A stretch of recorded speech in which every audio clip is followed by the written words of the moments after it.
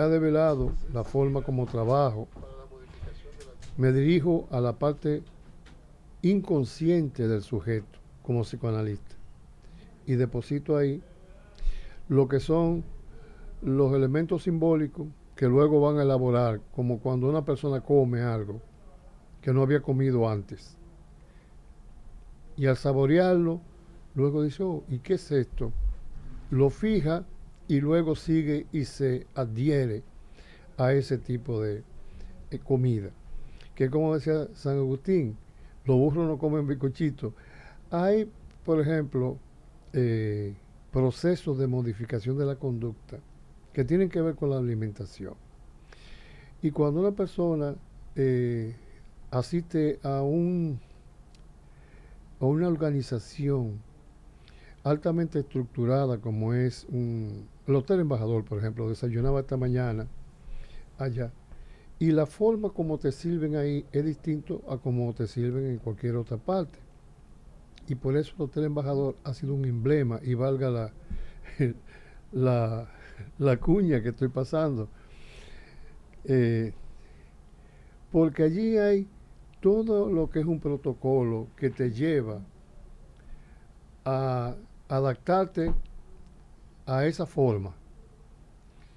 Y toda la vida como psicoanalista lo sé, es forma y fondo, forma y contenido. Entonces, no es lo mismo sentarse a la mesa de una forma desorganizada que cuando viene y te dan forma.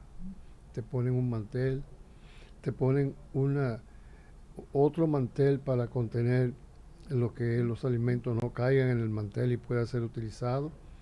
Todo lo que son los cubiertos ordenados de una forma tal que a veces las personas en estos banquetes van y no saben con qué cuchara, con qué tenedor, con qué cubierto, con qué cuchillo utilizar en un momento. Y tiene que entonces fijarse en lo que hacen los demás. Estamos hablando de cultura. Cultura es la construcción humana que genera una conducta que puede ser seguida y se incorpora al proceso de tradición y se transmite a través de la educación, se transmite a través del círculo y el seno familiar y configura lo que es la forma de comportarse de una nación, de una región y a veces de un continente. ¿Por qué hacemos este comentario? El proceso de inmunización implica un esfuerzo. Va dirigido a la conciencia, como lo decía el doctor Félix Iglesias esta mañana, y en la conciencia hay que insistir para que la persona vaya entendiendo que es un asunto de supervivencia personal y supervivencia nacional, supranacional y hasta internacional. Entonces, ese proceso continuo de echar gotas para que se vaya acumulando el contenido de una forma tal que luego genere un cambio de actitud. La actitud no cambia sin un proceso de dirigirse entonces a la conciencia. Primero, a la inconsciencia, hablamos y la persona no cree que estamos haciendo ningún impacto, eso se va quedando, sueña con ello, se va elaborando mientras se da la primera inducción, que como llamamos, eso se le queda y lo repite con la memoria mecánica.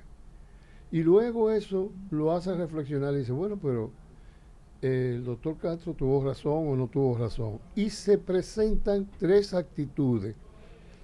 Se asume y se modifica la actitud y la práctica, la conducta, o se adopta una posición de indiferencia, de rebeldía o de desafío. Esas son otras de las posiciones que se adoptan.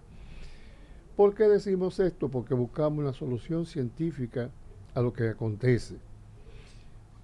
El grupo etario de la pirámide demográfica nacional e internacional, que corresponde a menos de 30 años, tiene una conducta que en cierta forma es un desafío porque quiere imponer una impronta en la sociedad propia, derribando las tradiciones,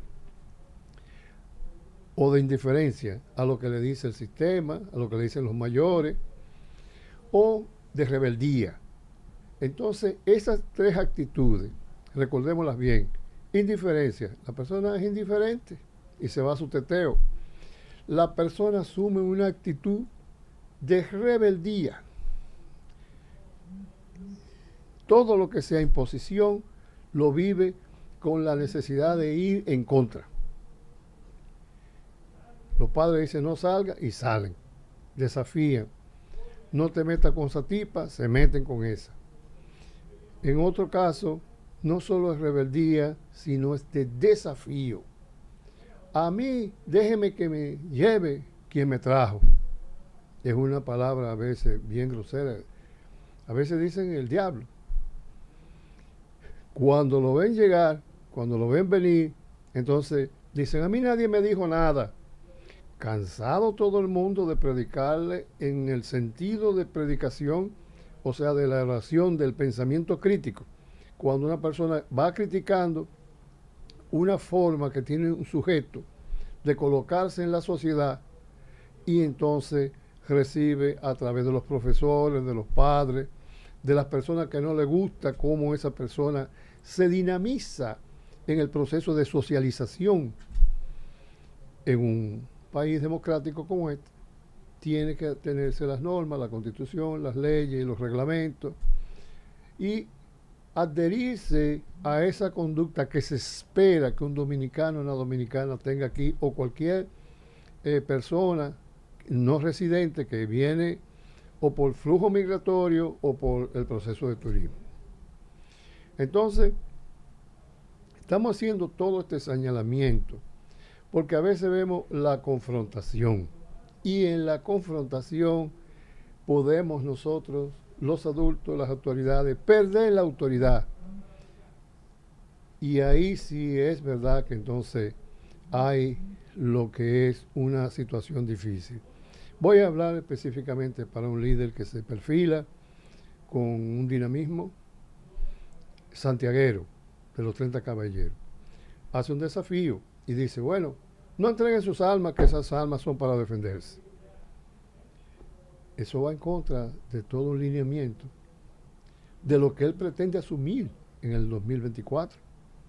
Entonces, le hacemos un llamado porque entendemos que tiene un brillo natural y pudiese ser una persona que dirija los destinos nacionales a partir del 2024. Lo digo de manera neutral, no digo que yo sea que él sea mi candidato, sino que al hacer este llamado, con este brillo y este liderazgo ascendente que está llevando, entonces un poco asusta a la persona. Hay quienes entonces se identifican con él y asumen y dicen, bueno, pues tiene una razón grande. Hay que proteger las propiedades, hay que proteger lo que es la integridad de mi familia y yo necesito un alma para ello. Entonces, vamos a decirle que profesionalmente sabemos que hay dos tipos de violencia.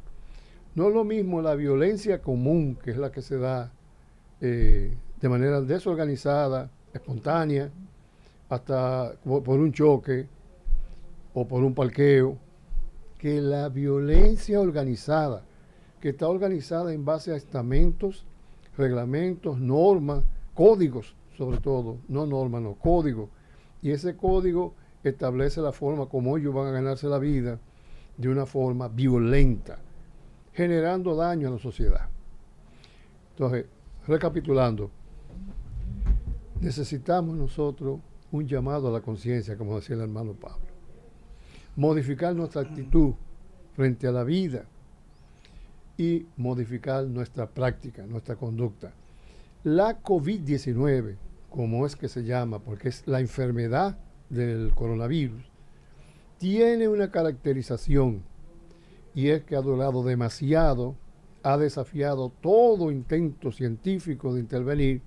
El único que tenemos ahora mismo es el proceso de prevención a través de los procesos de inmunización.